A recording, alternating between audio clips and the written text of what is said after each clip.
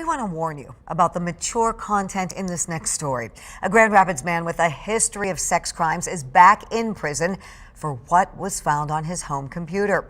45-year-old Joseph Gobrick says the images police found were not child pornography.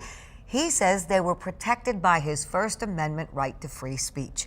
13 on your side's John Hogan has a closer look at the Kent County case that started nearly 2 years ago as an endangered persons investigation, John. Well, that's right. Joseph Gobrick argued that his drawings and computer images did not constitute child pornography.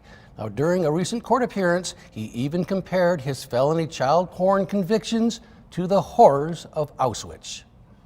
I have always been an 8-year-old girl, and even my drawings and fantasies, I am always an 8-year-old girl. Bizarre statements in a case that was unique, to say the least. Joseph Gobrick was arrested back in 2018 for child sexually abusive material found on his home computer. Now, that came amid an investigation into a runaway 17-year-old girl from Ohio. He had a minor runaway at the house. During a search of Gobrick's home on Pine Avenue Northwest in Grand Rapids, police recovered child pornography from his computer. Gobrick contends it was not real child porn, but rather computer animated.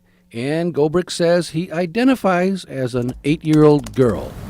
Whenever we did this, there were adults having sex with me in an online forum as an 8-year-old girl. Kent County Assistant Prosecutor Dan Helmer says more than 50 illicit images were on Gobrick's computer.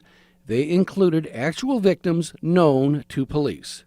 But that wasn't all. Even during the trial, the defendant continued to draw drawings, provide them to me, talking about raping babies in the Kent County Jail. Gobrick represented himself at a November bench trial. He said his activity was protected by the First Amendment, and he said he did not abuse children. I would no sooner have sex with a child than you would with a rattlesnake.